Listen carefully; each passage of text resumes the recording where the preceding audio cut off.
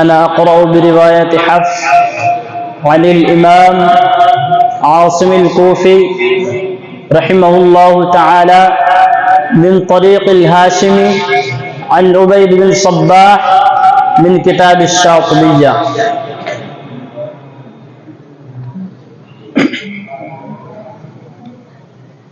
أعوذ بالله من الشيطان الرجيم.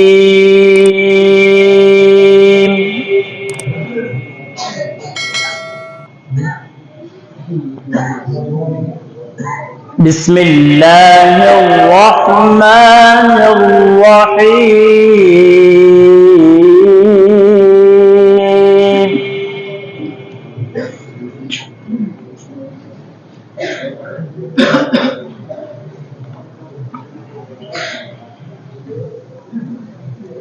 قد أفلح المؤمنون الذين هم في صلاتهم خاشعون.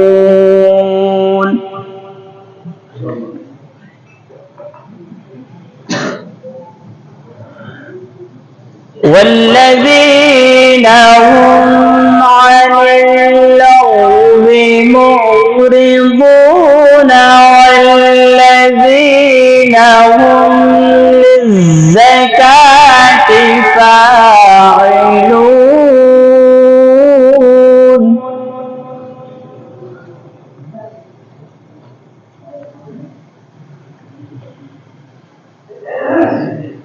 والذين هم لفروجهم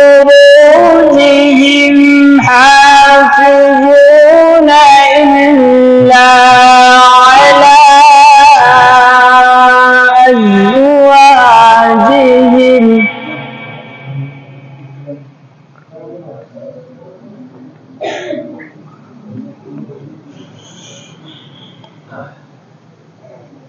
إلا على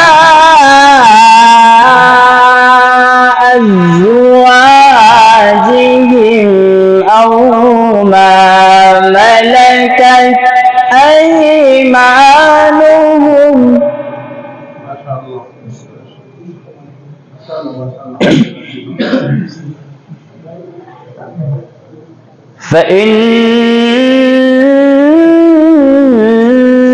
فإنهم غير ملومين.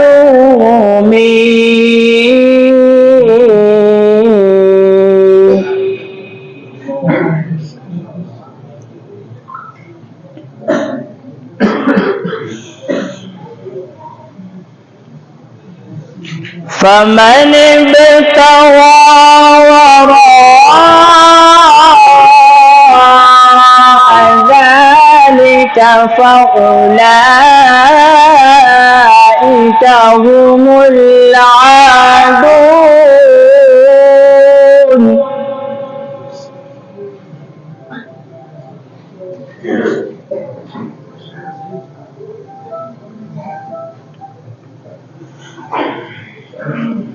فمن ابتغى وراء ذلك فأولئك هم العادون.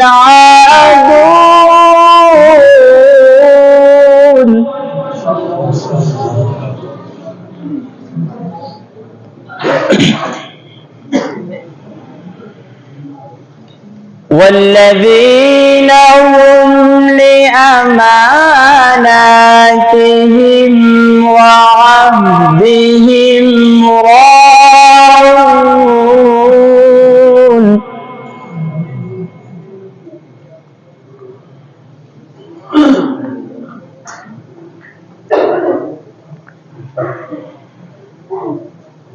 والذين هم على صلواتهم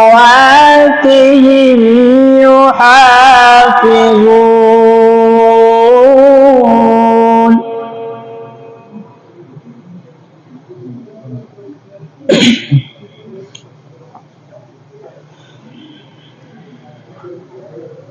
أولئك هم الذين يرثون الفردوس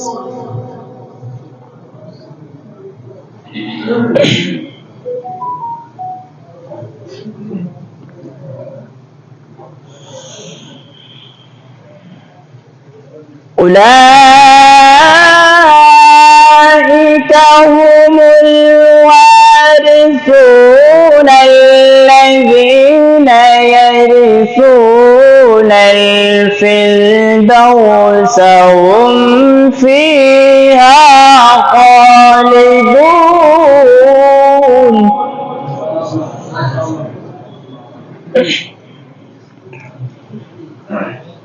هم فيها خالدون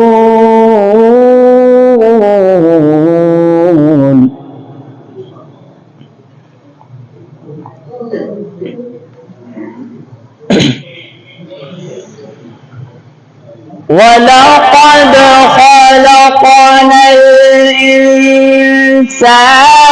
من سلالة من طين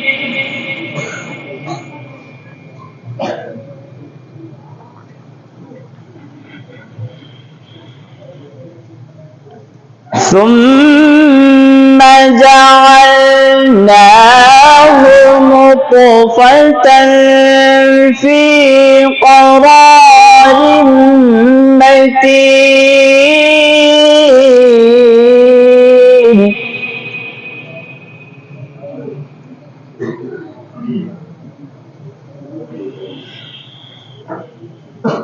ثم جعلناه نطفة في قرار مكين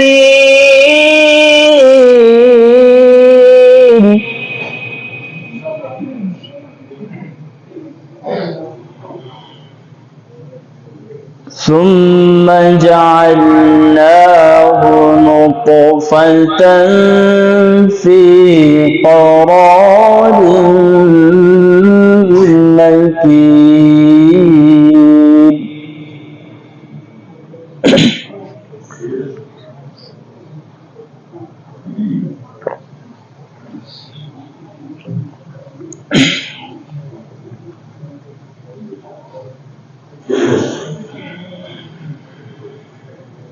ثم خلقنا النطفة علقة فخلقنا العلقة مضغة فخلقنا المضغة عظاما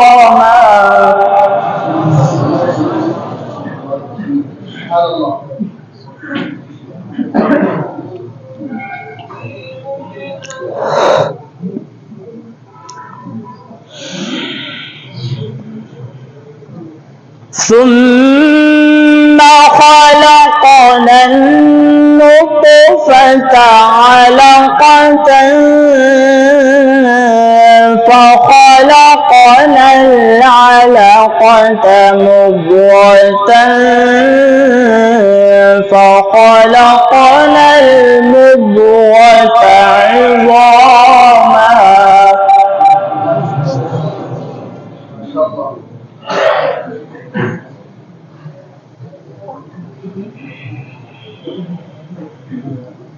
فخلقنا العلقة مضغة فخلقنا المضغة عظاما فكسونا العظام لحما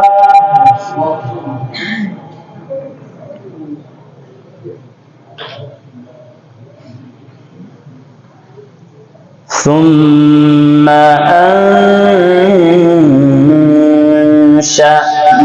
أنشأناه خلقا آخر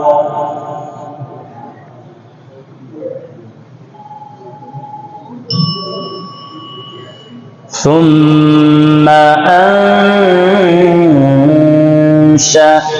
أنشأناه خلقا آخر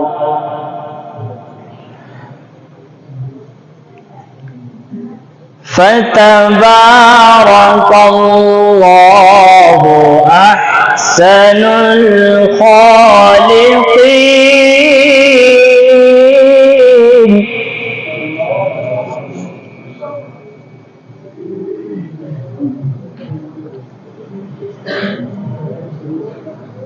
فتبارك الله أحسن الخالقين.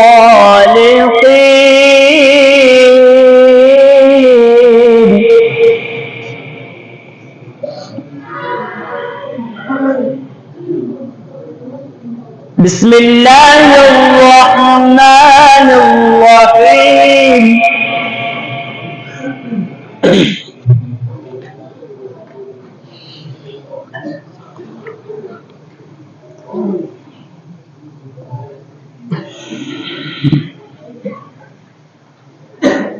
والضحى والليل إذا سجى ما ودعك ربك وما قلى وللآخرة خير لك من الأولى ولسوف يعطيك ربك فترضى.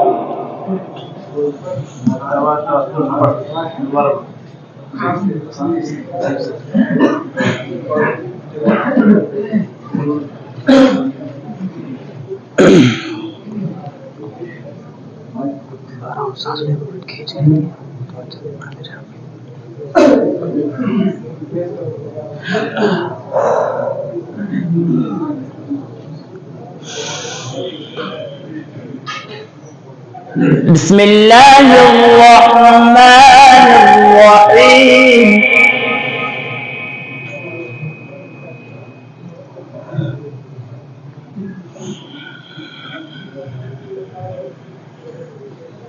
والضحى والليل إذا سجى ما ودعك ربك وما قلى وللآخرة خير لك من الأولى ولسوف يعطيك ربك فترضى.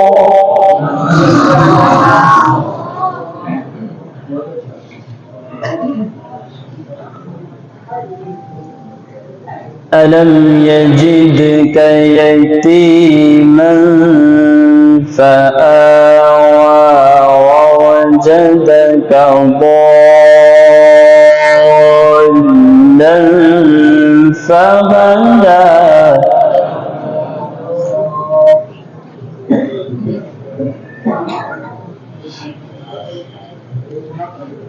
ووجدك ضالا فهدى ووجدك عائلا فأغنى.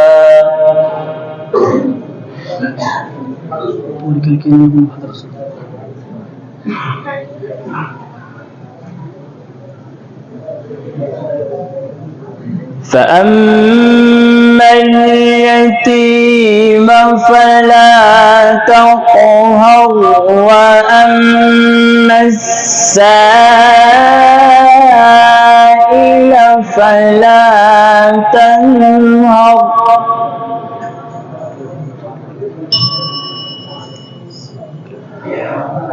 صدق الله العظيم.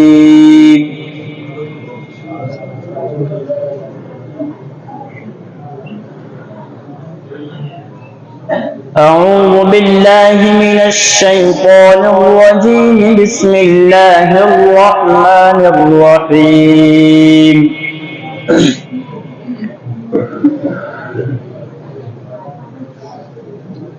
وقضى ربك ألا تعبدوا إلا إياه وبالوالدين إحسانا إما يبلغن عندك الكبر أحدهما أو كلاهما فلا تقل لهما أف ولا تنهرهما وقل لهما قولا كريما واخفض لهما جناح الذل من الرحمة وقل رب ارحمهما كما ربياني صغيرا ربكم أعلم بما في نفوسكم إن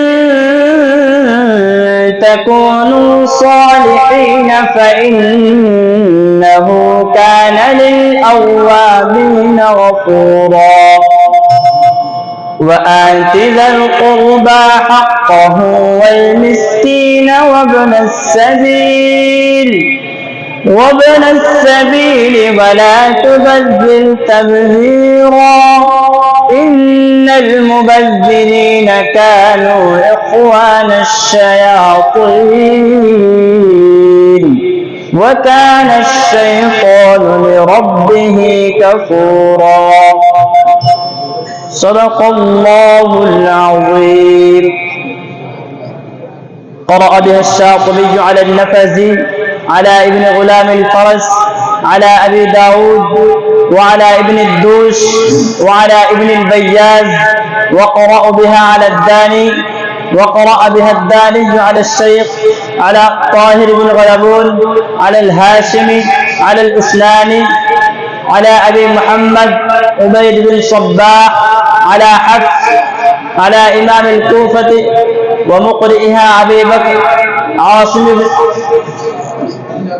عاصم بن أبي نجود الأسدي مولاهم الكوفي وقرأ الإمام عاصم على أبي عبد الرحمن السلمي رحمهم الله تعالى على عبد الله بن مسعود رضي الله تعالى عنه على إمام المرسلين وخاتم النبيين محمد رسول الله صلى الله عليه وسلم على جبريل عليه الصلاة والسلام عن اللوح المحفوظ عن رب العالمين.